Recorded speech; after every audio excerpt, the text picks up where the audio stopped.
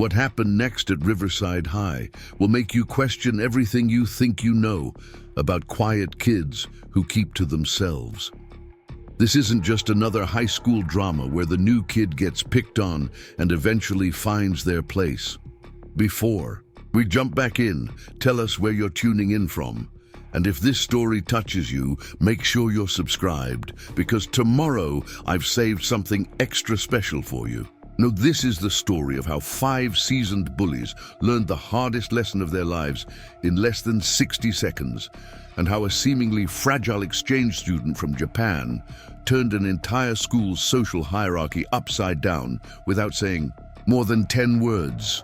The morning fog still clung to the windows of Riverside High when Akira Tanaka stepped through the main entrance for the first time. Her black hair was pulled back in a simple ponytail, and she wore the standard uniform that all exchange students received. A navy blazer that seemed 2 sizes too big for her petite frame, a white collared shirt, and a pleated skirt that reached just below her knees. At barely 5 feet 2 inches tall and weighing no more than 100 pounds soaking wet, she looked exactly like what the administration handbook probably described as a model international student. The hallways buzzed with the typical morning. Chaos of teenagers grabbing books from lockers, shouting across corridors, and clustering in their established social groups. Akira moved through this maze with careful steps, clutching a folded piece of paper that contained her locker combination and class schedule. Her dark eyes took in everything while revealing nothing, a habit she'd developed growing up in Kyoto, where observation often mattered more than participation. What nobody at Riverside High knew, what couldn't be gleaned from her transcripts or her polite application essays, was that Akira had spent the last 8 years of her life training 6 days a week at the Yamamoto dojo under the tutelage of Master Hiroshi Yamamoto, a man whose reputation in certain circles commanded the kind of respect usually reserved for legends. Her hands, which appeared delicate as they gripped her schedule, bore calluses that told stories of countless hours, striking makiwara boards and practicing kata until muscle memory replaced conscious thought. The first class on her schedule was American Literature with Mrs. Henderson, located in room 237 on the 2nd floor. Akira climbed the stairs with the same measured pace she'd maintained since entering the building, unconsciously distributing her weight evenly across each step in a way that made virtually no sound. It was a small detail, but one that would become significant later. Room 237 sat at the end of a long corridor lined with motivational posters featuring soaring eagles and mountain climbers alongside inspirational quotes about perseverance and achievement. Akira paused outside the door, took a quiet breath, and knocked twice before entering.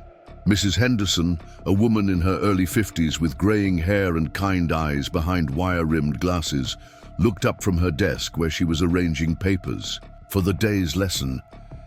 "You must be Akira," Mrs. Henderson said with a warm smile, rising from her chair. "Welcome to Riverside High. I'm Mrs. Henderson, and I'm delighted to have you in our American literature class." Akira bowed slightly, a gesture that felt natural to her but drew curious glances from the handful of students who'd already arrived and settled into their seats. "Thank you, Mrs. Henderson. I am honored to be here and look forward to learning about American literature."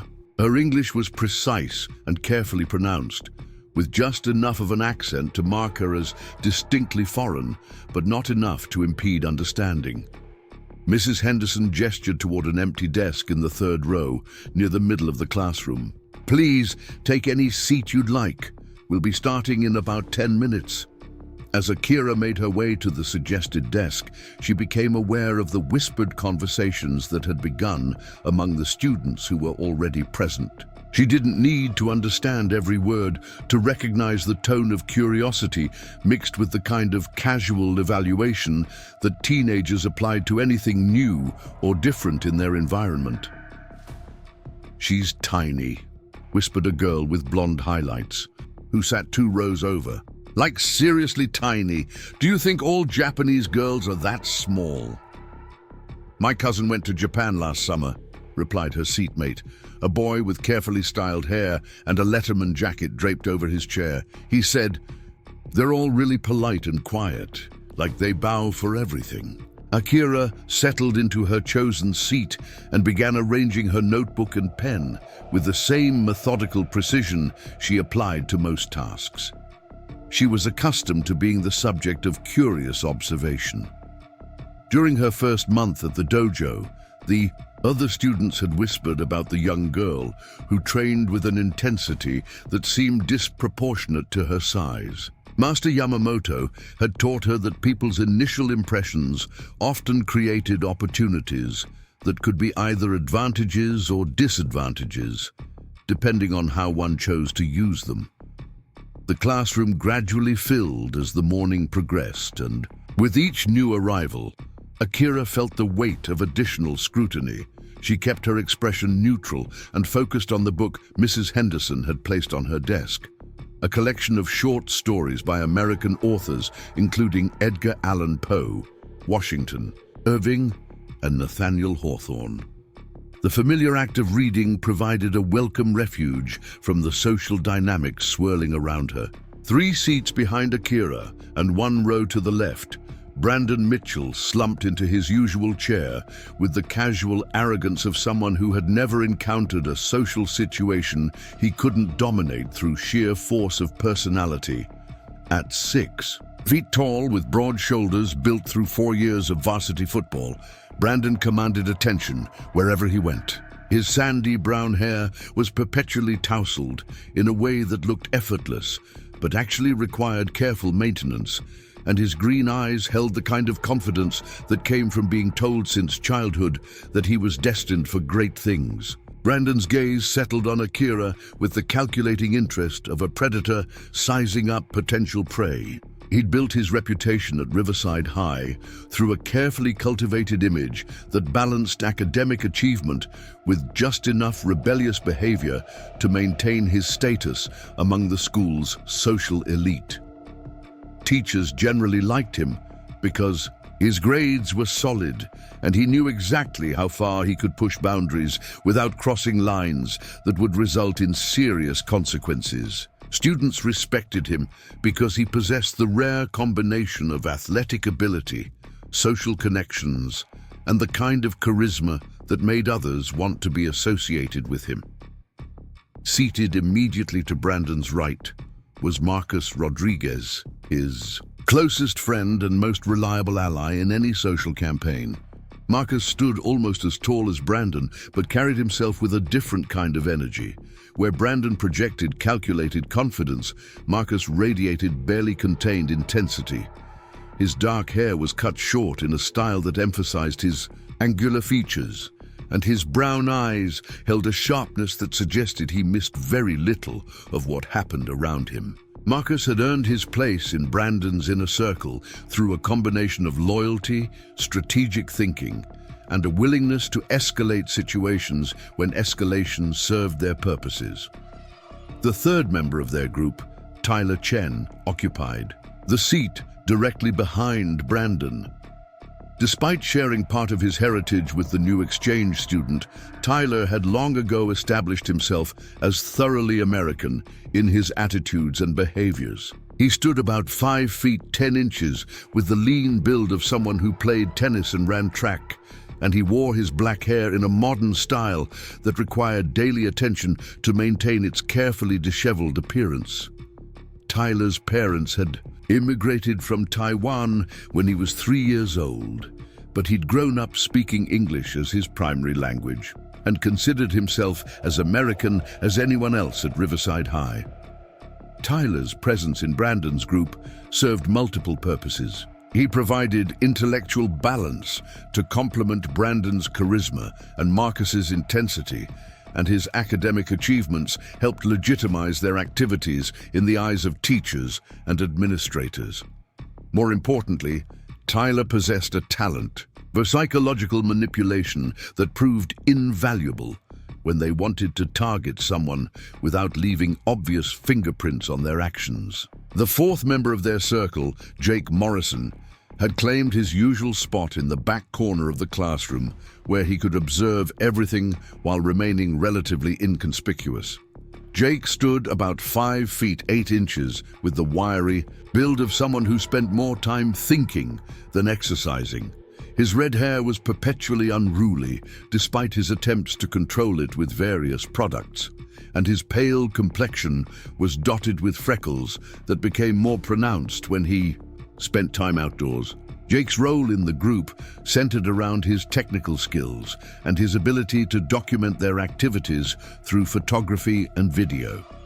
Jake had discovered early in high school that possessing compromising photos or videos of the right people provided a form of social currency that could be more valuable than traditional popularity. He approached social dynamics with the methodical mindset of someone solving a complex puzzle, always looking for patterns and vulnerabilities that could be exploited when the situation demanded it.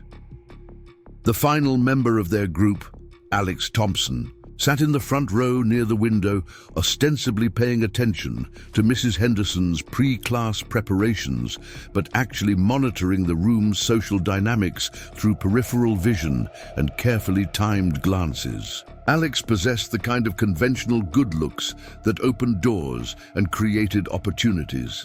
Blonde hair, blue eyes, an athletic build maintained through swimming and soccer, and the easy smile of someone who had learned early that charm could accomplish more than confrontation. Alex's primary value to the group lay in his ability to maintain plausible deniability while facilitating their activities.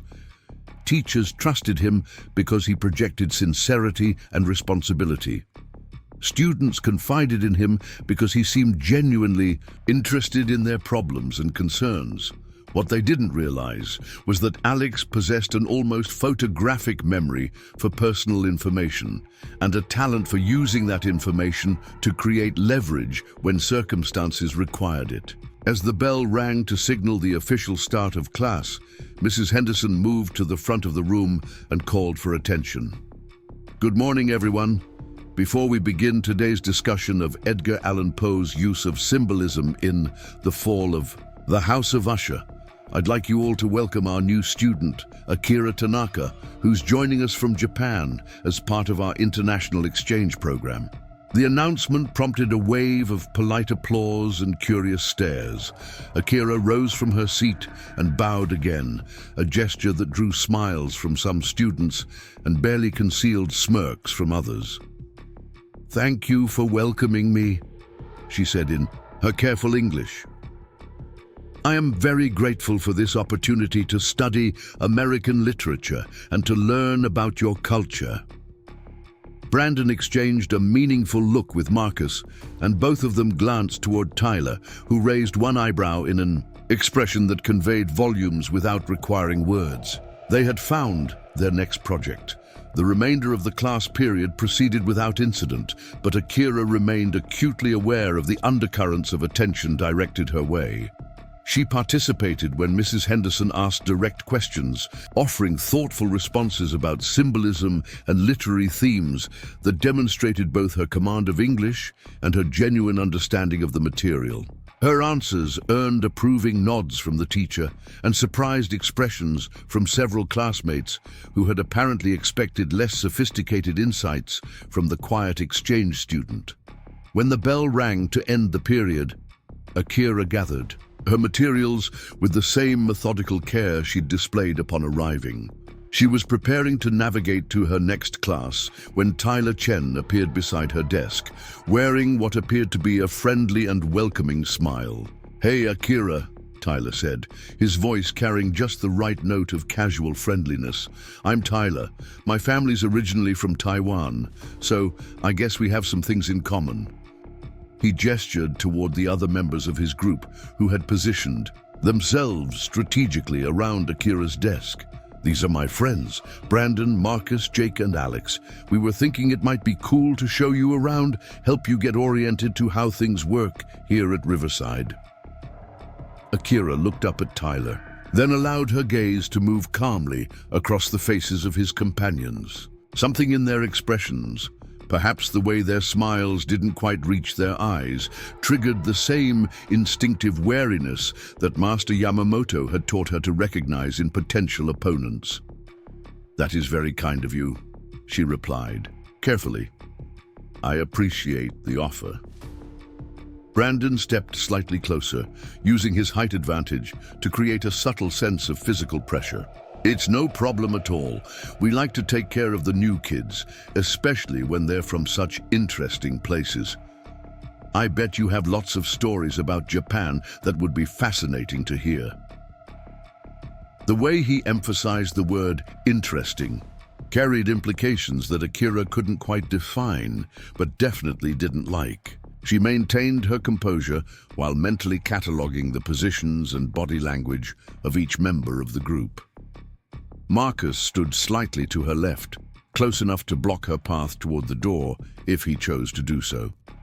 Jake had positioned himself near the windows, apparently casual, but actually creating a triangular formation with Brandon and Marcus that would make it difficult for her to move in any direction without bringing herself closer to at least one of them. Preparing and narrating this story took us a lot of time, so if you are enjoying it, subscribe to our channel. It means a lot to us. Now back to the story.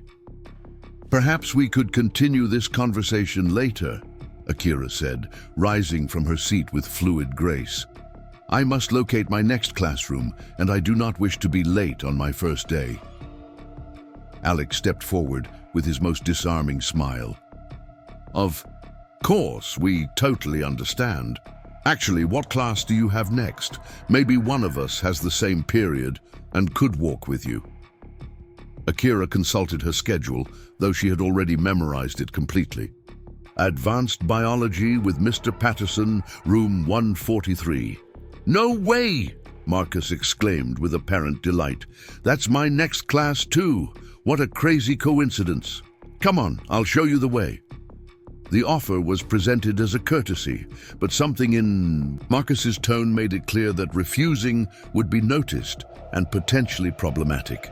Akira nodded politely and allowed herself to be escorted from the classroom, acutely aware that the other 4 members of the group were following at a distance that suggested casual coincidence while maintaining visual contact.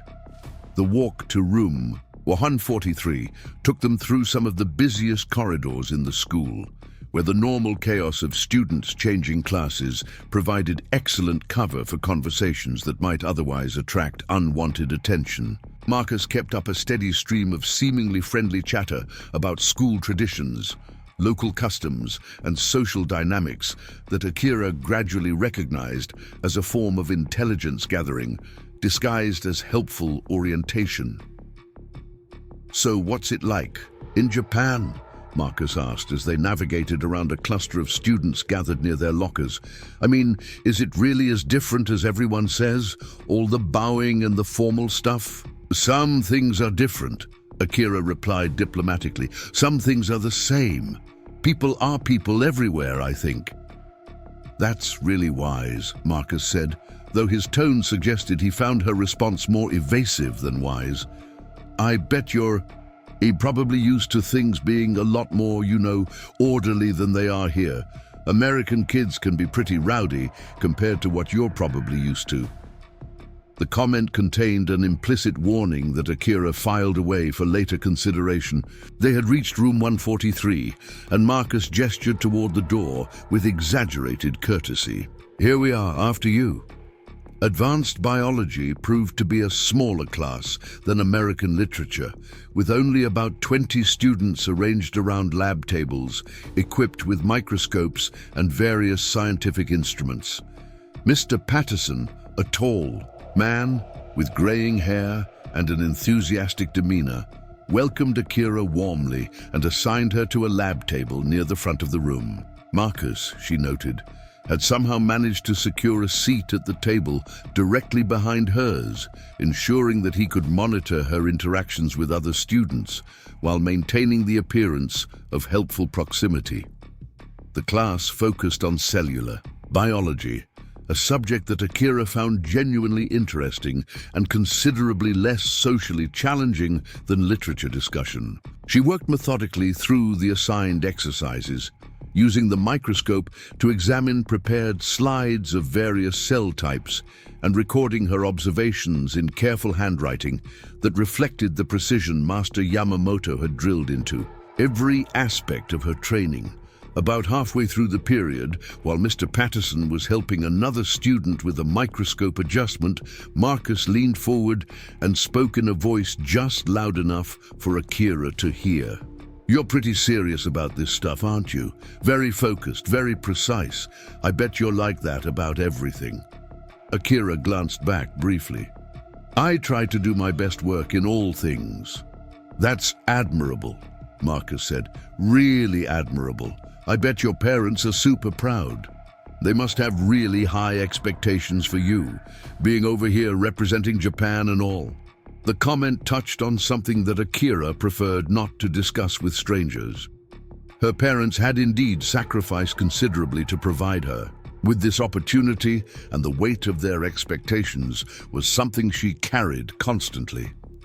Marcus's casual reference to that pressure suggested either remarkable intuition or careful research, neither of which boded well for her immediate future. When the biology class ended, Akira found herself once again surrounded by Tyler's group as she gathered her materials. This time, Jake positioned himself near the door, while Alex and Brandon flanked her on either side, creating a formation that looked casual to observers, but felt distinctly predatory to someone with Akira's training. "How was biology?" Tyler asked with apparent genuine interest. "Marcus said you were really impressive with the lab work." "It was informative," Akira replied neutrally. "I bet you're used to high academic standards," Brandon added. "Japanese schools are supposed to be really competitive, right? Lots of pressure to succeed." The question hit close enough to sensitive territory that Akira felt her jaw tighten slightly, a reaction that didn't escape Brandon's notice. He exchanged a quick glance with Marcus, who nodded almost imperceptibly. "What's your next class?" Alex inquired with his practiced charm. "Maybe we can help you find it." Akira consulted her schedule again. "American History with Ms. Rodriguez, room 201. "Perfect," Jake exclaimed with enthusiasm that seemed slightly forced. "That's on the way to where we're all heading. We can walk together." Once again, the offer carried implications that made refusal seem inadvisable. Akira allowed herself to be guided through the corridors, noting that their route took several unnecessary turns that suggested her escorts were less interested in efficient navigation than in maintaining their control over her movements. The conversation during this walk focused on American history and cultural differences, topics that allowed Tyler's group to probe for information about Akira's background while appearing to engage in normal social interaction. They asked about her family, her hometown, her interests, and her reasons for participating in the exchange program. Akira answered politely but with minimal detail, a defensive strategy that seemed to amuse rather than discourage her interrogators. "You're pretty mysterious," Tyler observed as they approached room 201. "It's like you're hiding some deep secret or something." The comment was delivered with a laugh that was supposed to indicate he was joking, but Akira caught the edge of genuine suspicion in his voice. She managed a small smile. "I think perhaps I'm simply tired from my first day. Everything is very new." American history proved to be taught by a dynamic teacher who encouraged active participation and debate. Ms. Rodriguez, a woman in her 30s with curly black hair and expressive eyes, had arranged the classroom to facilitate discussion, with desks formed in a rough circle that allowed students to face each other while engaging with the material. Akira found herself seated between a quiet girl named Sarah, who offered a shy smile of welcome, and a boy named David, who seemed more interested in his smartphone than in American history.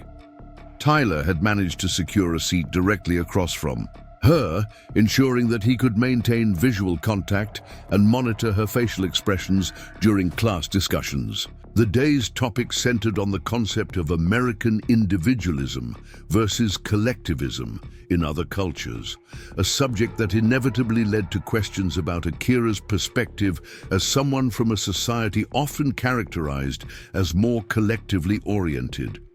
Ms. Rodriguez posed thoughtful questions that invited Akira to share insights about cultural differences without putting her on the spot.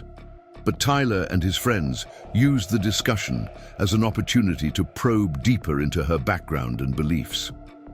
"Akira," Tyler said during a lull in the broader conversation, "do you find American students more aggressive than what you're used to?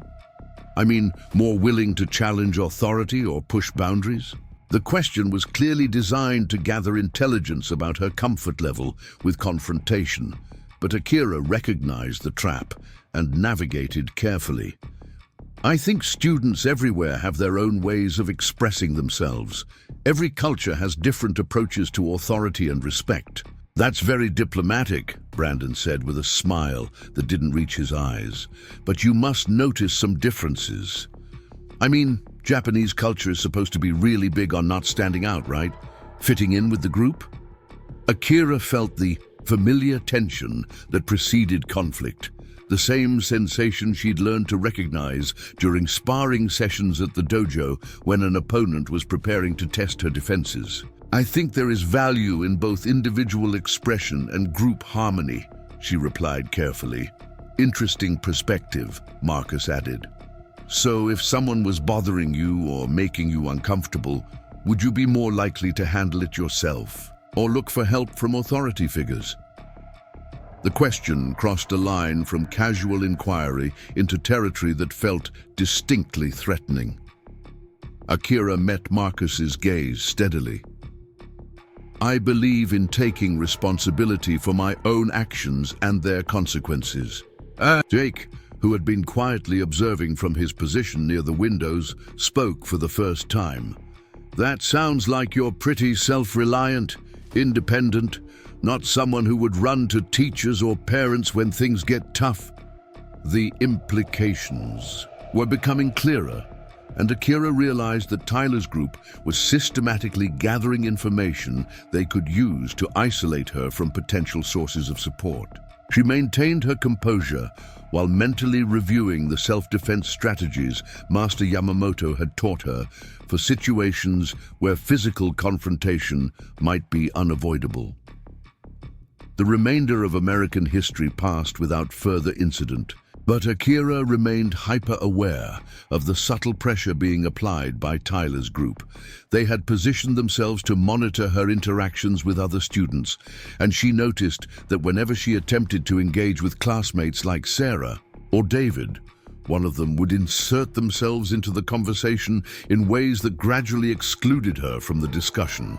When the class ended, Akira expected to be surrounded again, but Tyler surprised her by stepping back and allowing her space to gather her materials. "Well, this has been really fun," he said with apparent sincerity. "We'll see you around, Akira. If you need anything at all, just let us know." The offer was delivered with Tyler's most charming smile, but something in his tone made it sound less like assistance and more like a warning about who controlled access to help in this environment. As Akira left the classroom, she noticed that, while Tyler's group didn't follow her directly, they maintained visual contact and seemed to be tracking her movements through the corridors. Her next class was lunch period, which she had been both anticipating and dreading. Cafeterias were social minefields under the best of circumstances, and she suspected that Tyler's group would use the less structured environment to escalate their campaign of pressure and evaluation. The Riverside High cafeteria was a large, bright space filled with round tables that could seat about 8 students each. The room buzzed with conversation and the clatter of trays and utensils, creating a background noise level that would make it difficult for teachers or administrators to monitor individual conversations. Akira purchased a simple lunch of soup, and salad, then faced the challenge of finding somewhere to sit. She had identified a relatively quiet table near the windows where several students were engaged in what appeared to be homework-related discussion when Tyler's voice called out behind her, "Hey, Akira, over here!" She turned to see Tyler waving from a large table in the center of the cafeteria where his entire group had assembled, along with several other students she didn't recognize. The invitation was delivered with apparent friendliness, but refusing would require her to deliberately snub them in front of a room full of witnesses. Akira approached their table with measured steps, noting that they had arranged themselves to leave her only one possible seat, a chair that would place her back to most of the cafeteria while facing the full group. The positioning was strategic, designed to make her feel exposed and outnumbered while limiting her ability to monitor the broader social environment. "We saved you a spot," Brandon announced with his most winning smile.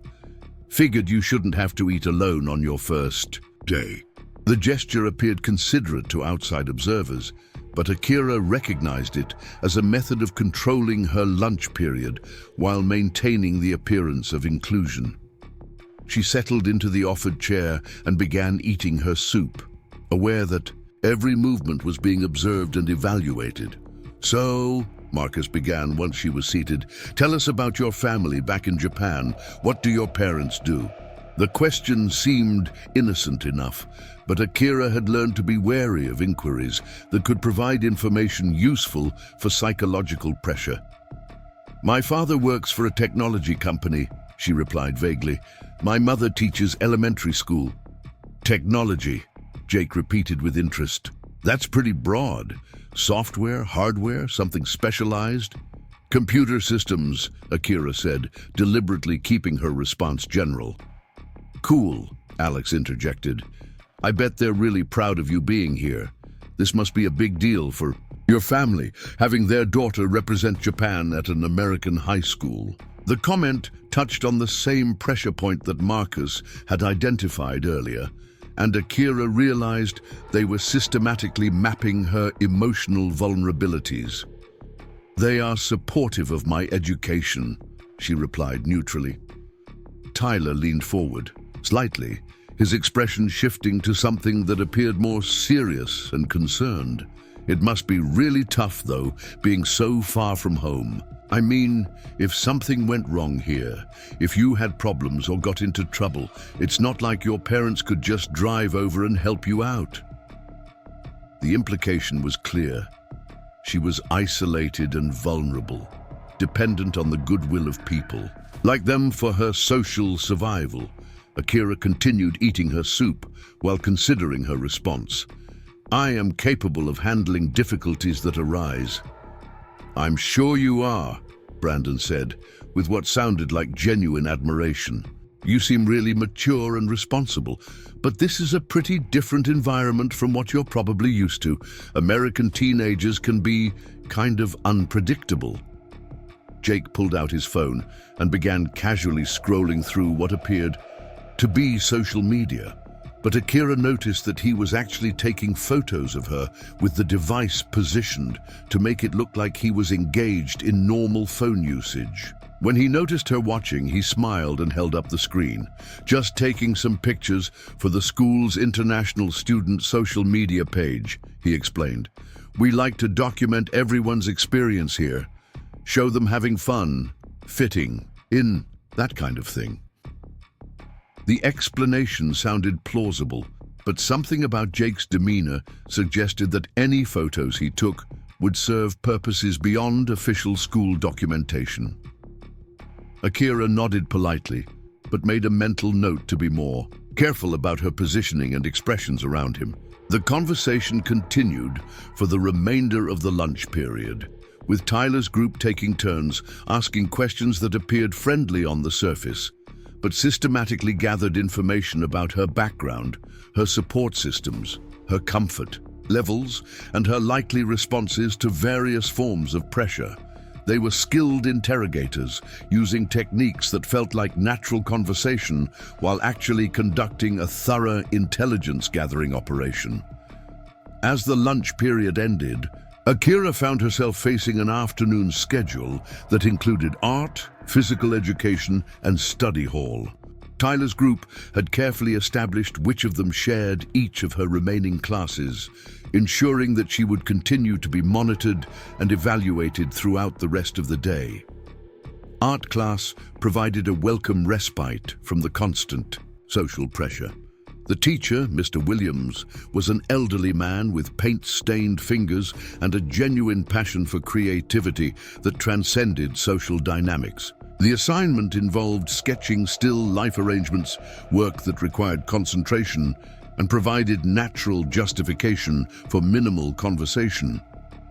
Alex had somehow managed to secure the easel next to Akira's, but the nature of the work limited his ability to engage in the kind of probing conversation that had characterized her earlier interactions with the group. Instead, he focused on creating the impression of casual friendship through small gestures, like sharing charcoal pencils and making occasional comments about technique. "You're really good at this," Alex observed as Akira's sketch began to take shape with precise, confident strokes. "Do you study art in Japan?"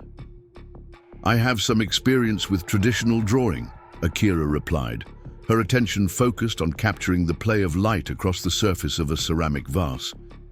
"Traditional Japanese art is supposed to be really disciplined, right?" Alex continued. "Lots of practice and precision, very different from American art, which tends to be more about self-expression and breaking rules." The comment contained subtle implications about cultural differences and conformity, but Akira chose not to engage with the underlying message. "All art requires both discipline and creativity," she said simply. Alex nodded, as if he found her response particularly insightful, though she suspected he was actually filing it away as additional information about her personality and worldview. He made a few more attempts at conversation, but the demands of the assignment limited his ability to pursue more sensitive topics.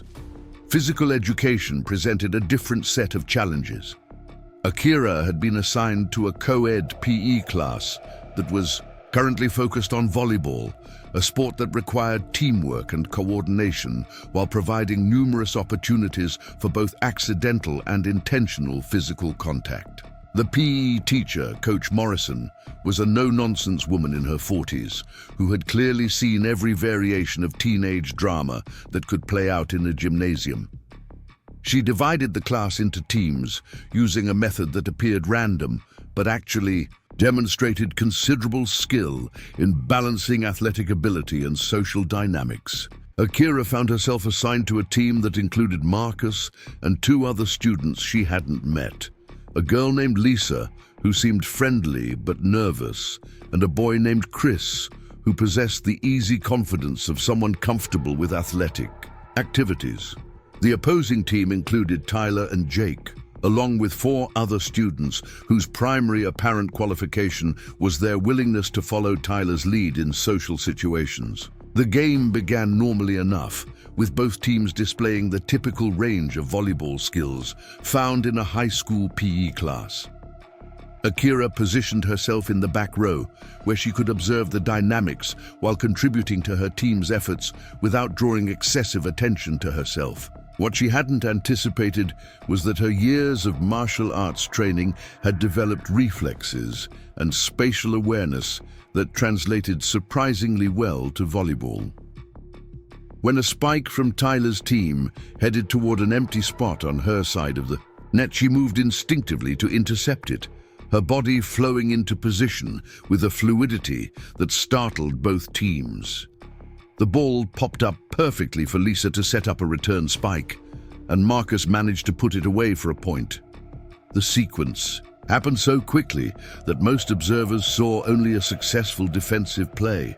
But Tyler and Jake had noticed the quality of movement that had made it possible.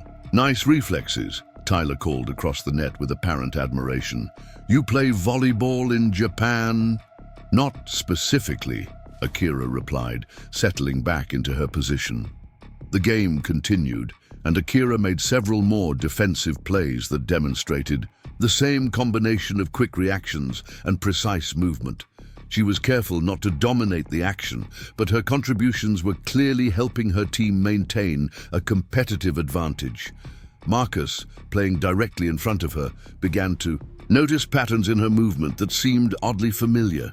The way she shifted her weight, the positioning of her hands, the alertness in her posture, all reminded him of something he couldn't quite identify. During a brief break between games, Marcus approached Akira with a puzzled expression. "This might sound weird, but do you do any kind of martial arts or something? The way you move, it's like you're always ready for action." The question hit closer to sensitive territory than anything else she'd encountered during the day. Akira considered her options carefully before responding. "I have studied some traditional Japanese movement practices." "Like what?" Jake asked, having overheard the conversation while retrieving a volleyball that had rolled toward their side of the court.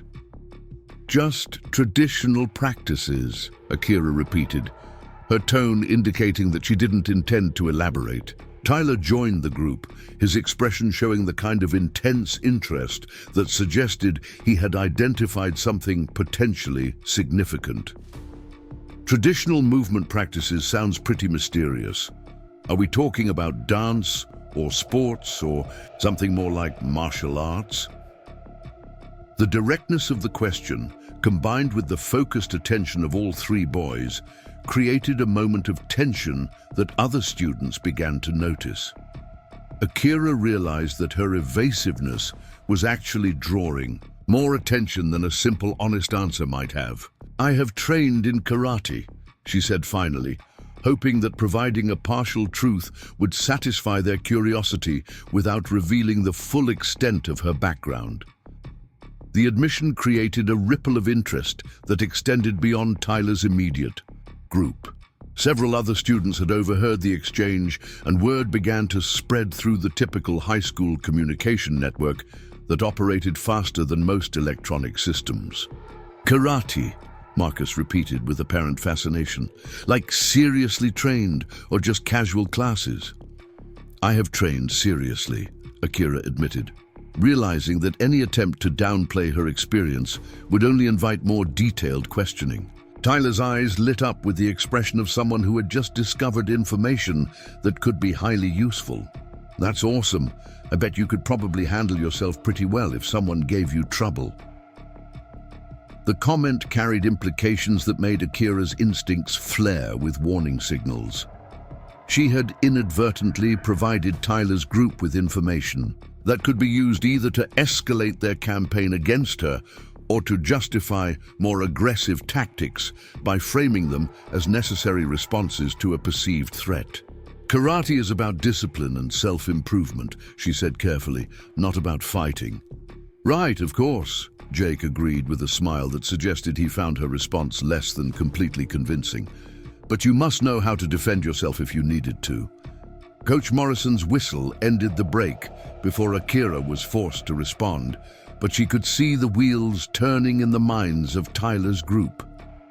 They had identified a new angle for their campaign, one that could be used to justify more aggressive behavior, while potentially isolating her from sympathy by characterizing her as someone who posed a threat to other students. The remainder of PE passed without further incident, but Akira noticed that word of her martial arts background had begun to spread through the typical teenage gossip network.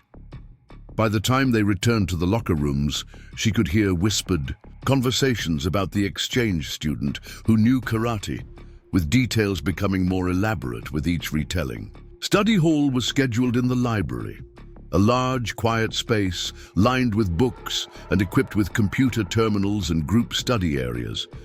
Akira had hoped to use the period for actual studying, perhaps catching up on reading assignments or familiarizing herself with American academic expectations. Instead, she found herself once again surrounded by Tyler's group, who had somehow managed to claim a large table in a corner of the library where they could conduct conversations without immediate oversight from the librarian. The positioning allowed them to maintain the appearance of legitimate study activities while actually continuing their systematic evaluation of their target.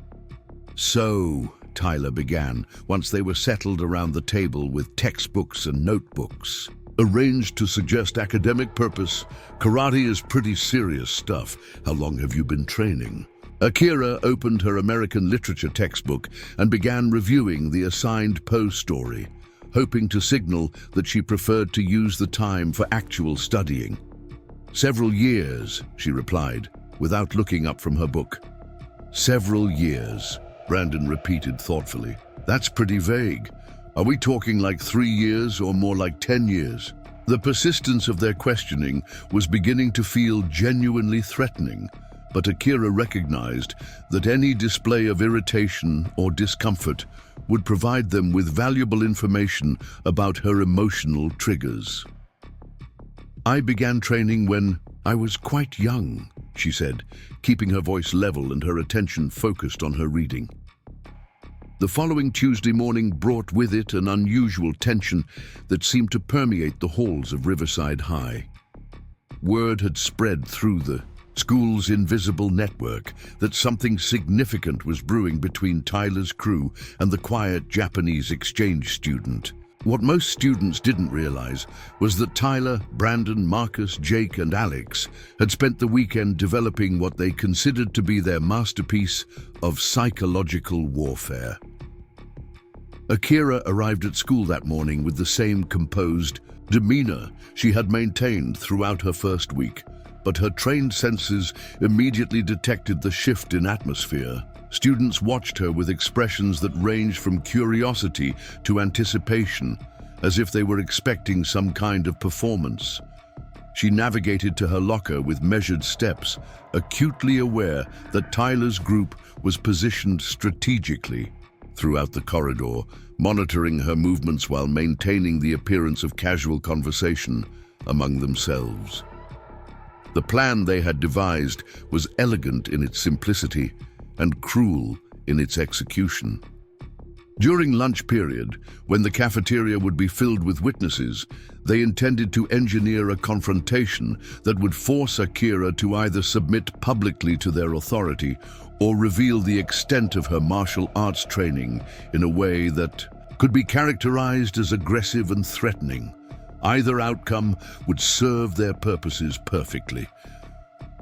Brandon had spent considerable time crafting the specific provocations they would use, drawing on the intelligence they had gathered about her family situation, her cultural background, and her sense of responsibility to the exchange program. Marcus had worked out the physical positioning and timing that would ensure maximum visibility while minimizing the risk of immediate intervention by faculty members.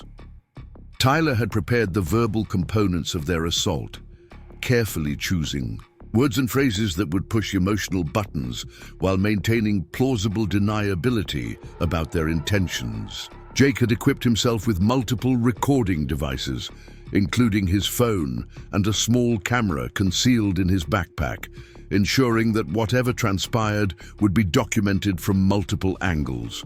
Alex had arranged for several sympathetic witnesses to be present and prepared to provide testimony that would support their version of events if administrative intervention became necessary.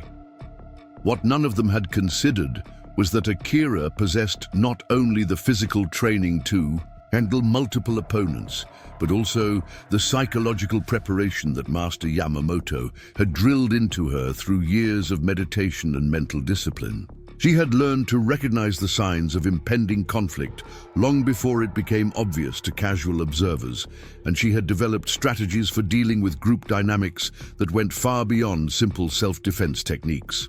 The morning classes passed with an undercurrent of anticipation that made concentration difficult for everyone involved. Teachers noticed the unusual tension, but couldn't identify its source clearly enough to take preventive action. Students whispered among themselves about rumors of an impending confrontation, with details becoming more dramatic with each retelling. During American literature, Mrs. Henderson attempted to engage the class in a discussion of symbolism in Nathaniel Hawthorne's work, but found her students distracted and restless. Akira participated when directly questioned, offering insights that demonstrated her continued focus on academic excellence despite the social pressures surrounding her.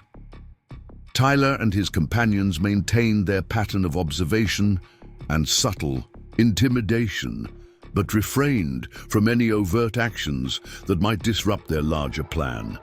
Biology class followed a similar pattern, with Mr. Patterson struggling to maintain student attention during a lesson on cellular reproduction. Akira completed her lab work with characteristic precision, but Marcus made several attempts to engage her in conversations that seemed designed to test her emotional state and gauge her awareness of the developing situation. The tension reached its peak as students began filing into the cafeteria for lunch period. Tyler's group had positioned themselves at their usual table in the center of the room, but had rearranged the seating to create a more formal configuration that suggested they were preparing for something significant.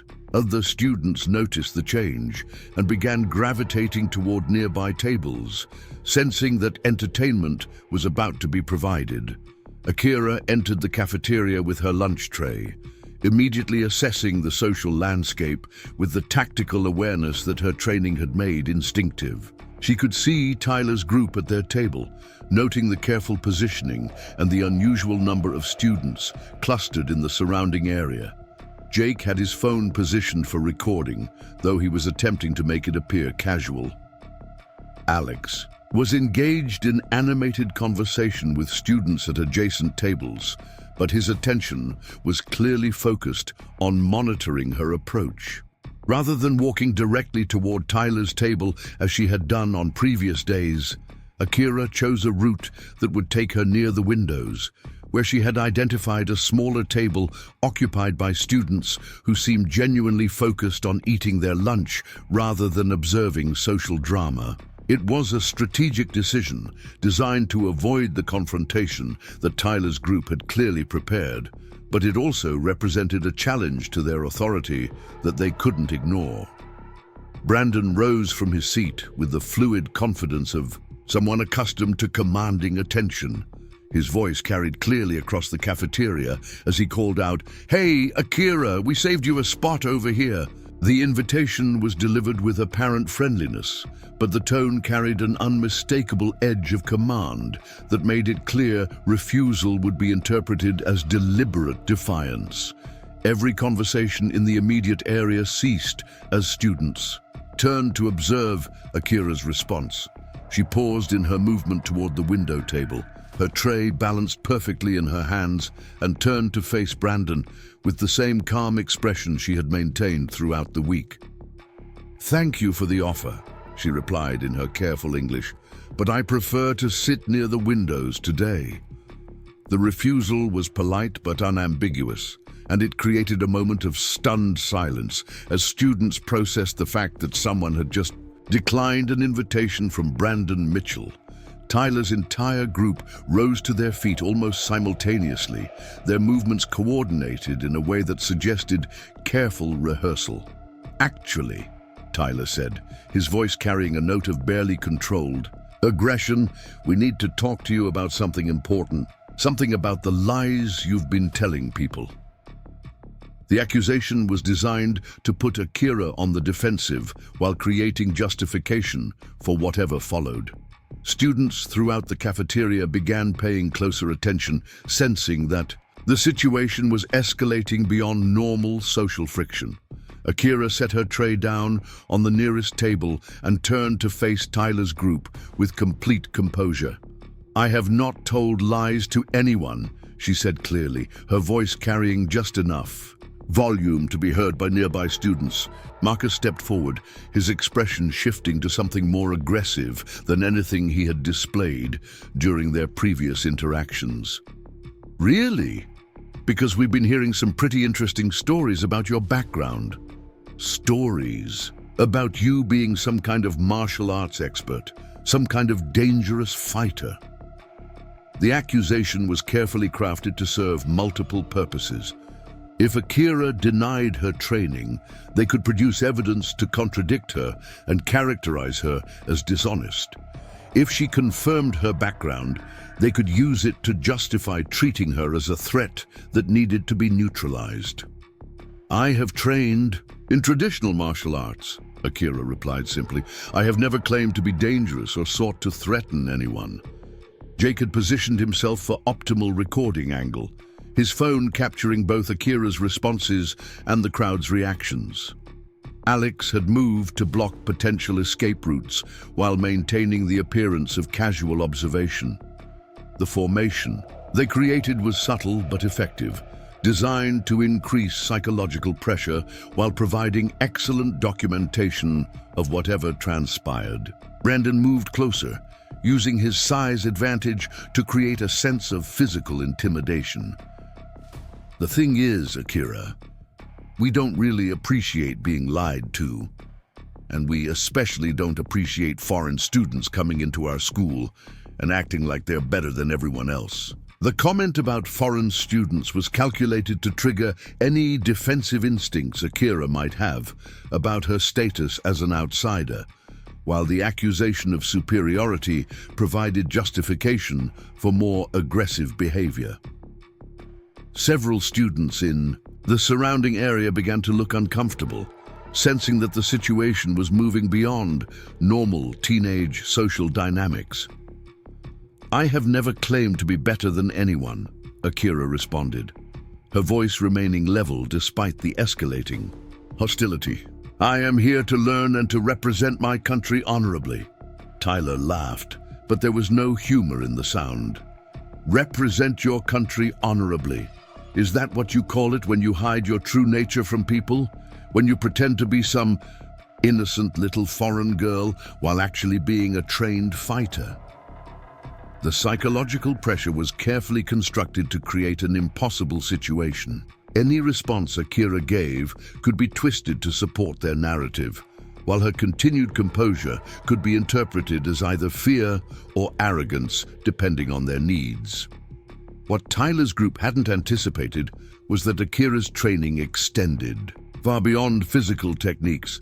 Master Yamamoto had taught her to recognize and counter psychological manipulation with the same precision she applied to physical combat. She understood that they were attempting to provoke her into either submission or an overreaction that would justify whatever punishment they had planned.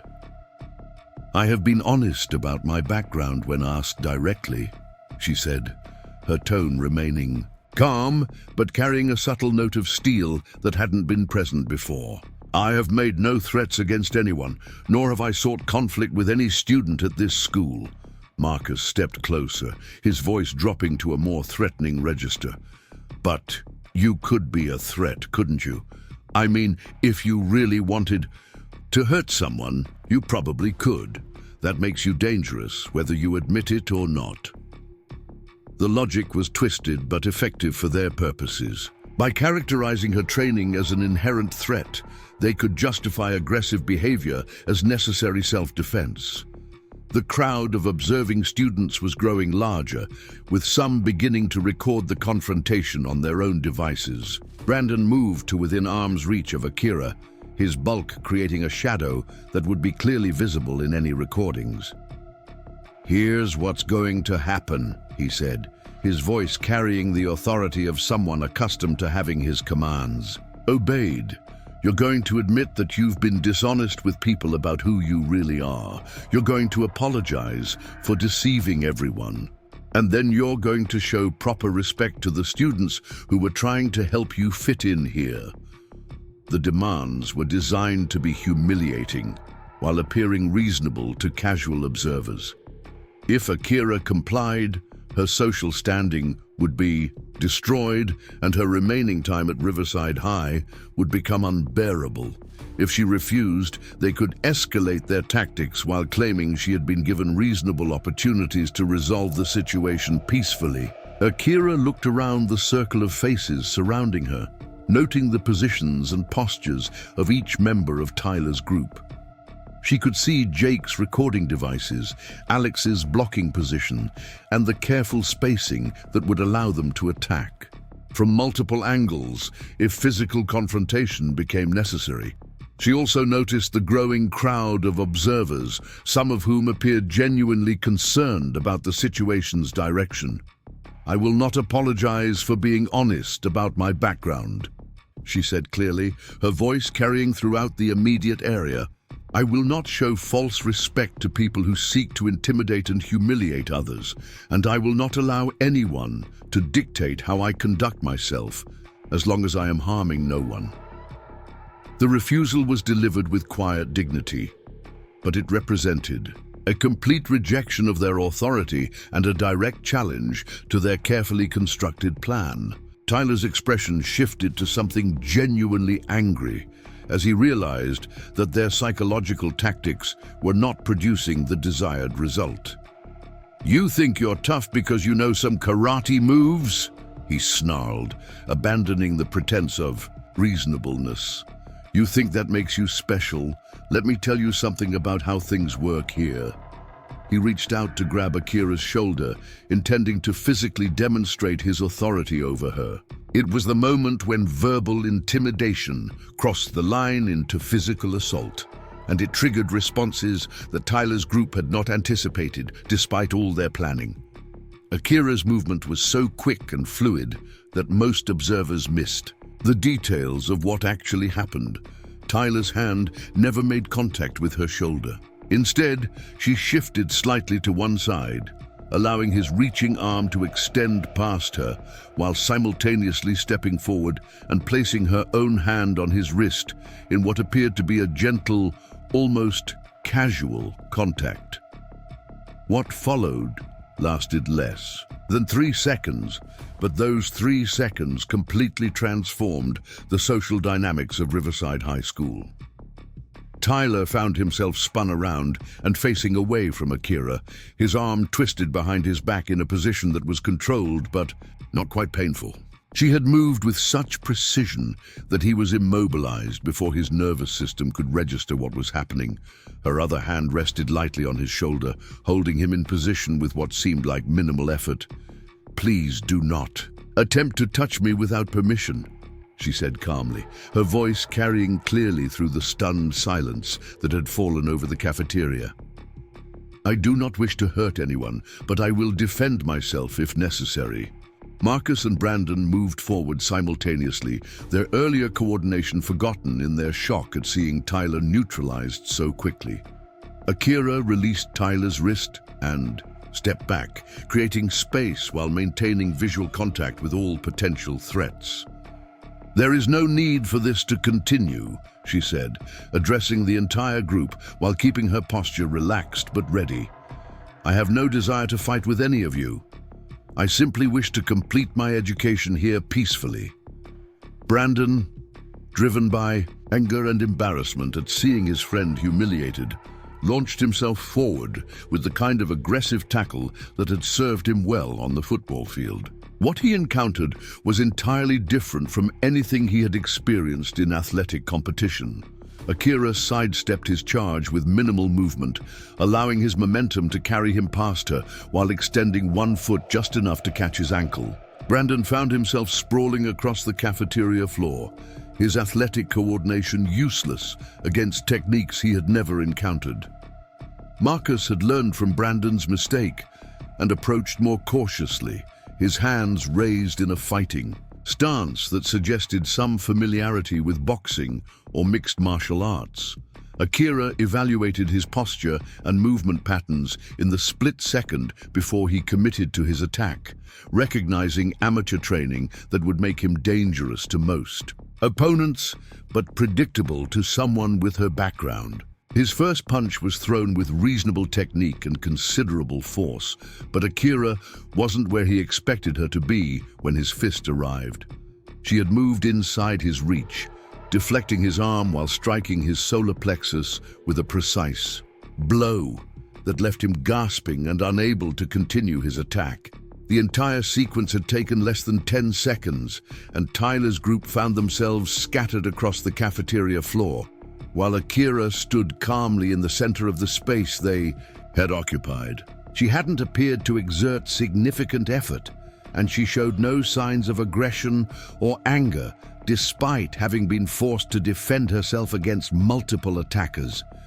Jake, who had been recording the entire confrontation, found his hands shaking as he held his phone. The footage he had captured was nothing like what they had planned to document. Instead of showing Akira being humiliated or provoked into aggressive behavior, his video clearly showed Tyler's group initiating physical contact and being neutralized with techniques that appeared almost effortless.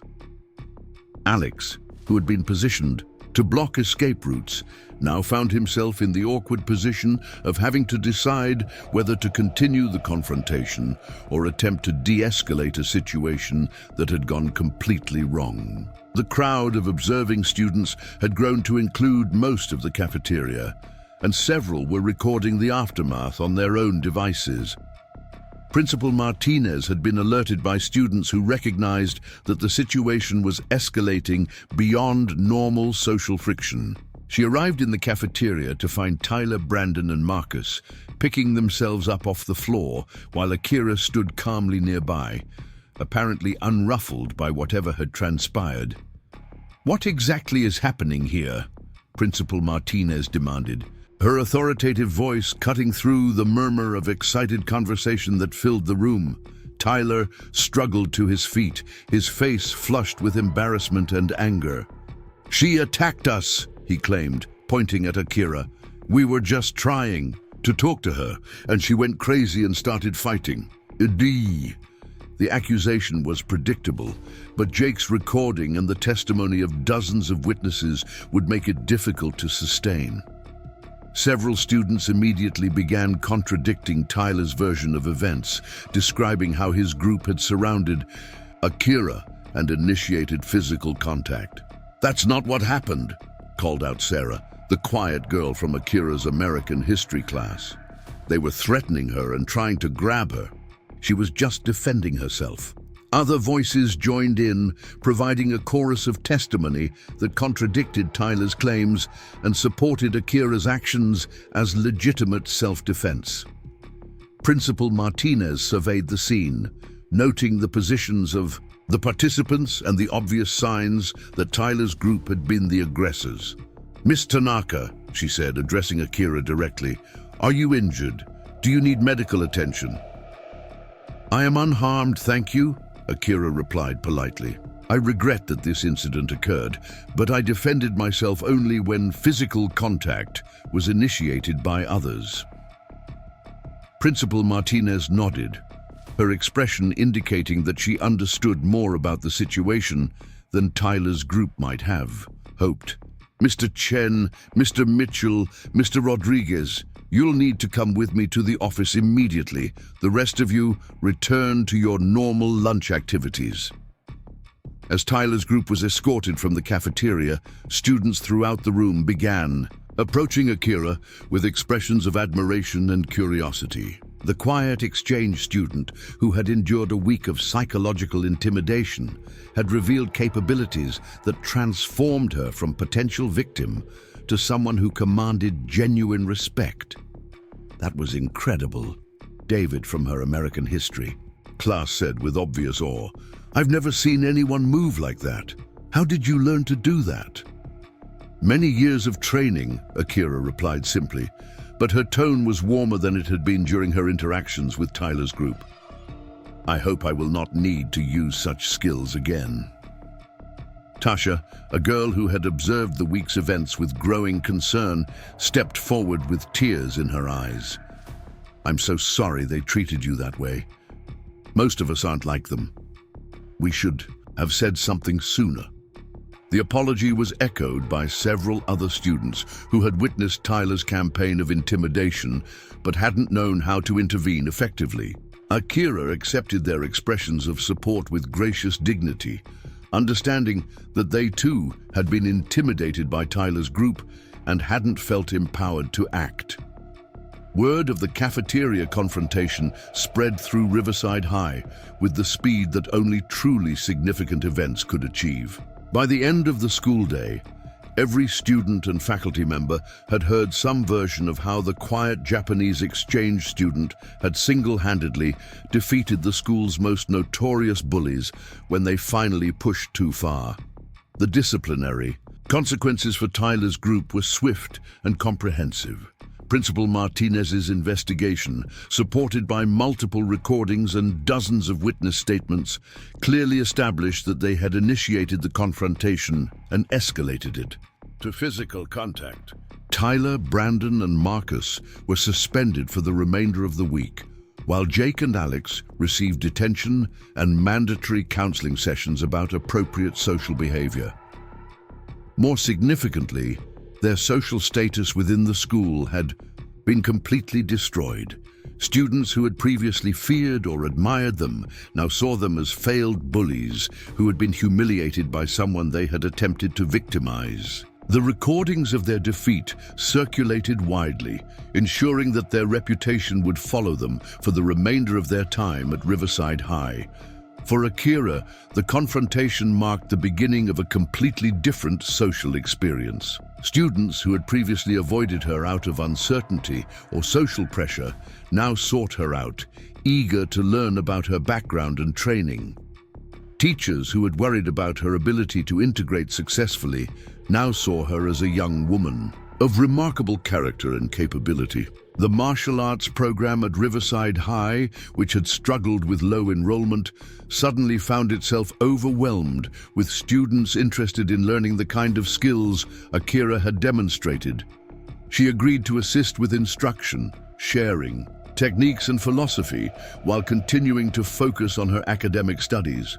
Master Yamamoto, when informed of the incident during their weekly video conference, expressed pride in both her technical performance and her restraint in using only the minimum force necessary to end the threat. "You have honored your training and your character," he told her.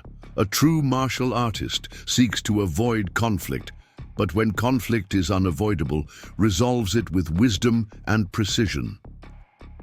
The story of the exchange student who turned the tables on her tormentors became part of Riverside High's folklore, retold and embellished with each generation of students. But for those who witnessed it firsthand, the lesson was clear. Quiet strength often proves more powerful than loud aggression, and those who mistake gentleness for weakness do so at their own peril. Tyler's group eventually completed their suspensions and returned to school, but their behavior had fundamentally changed. The humiliation they had experienced served as a harsh lesson about the consequences of bullying, while Akira's example provided a model of how to handle conflict with dignity and restraint. In the months that followed, several of them approached Akira privately to apologize for their behavior. She accepted their apologies with the same grace she had shown throughout the ordeal, understanding that their actions had come from insecurity and misguided attempts to assert authority rather than genuine malice. The transformation at Riverside High extended beyond the immediate participants. The incident had demonstrated that victims of bullying didn't have to remain helpless, and that bystanders could play important roles in supporting those who were being targeted. It also showed faculty and administrators the importance of recognizing and addressing intimidation campaigns before they escalated to physical confrontation. Up next, you've got two more standout stories right on your screen. If this one hit the mark, you won't want to pass these up. Just click and check them out.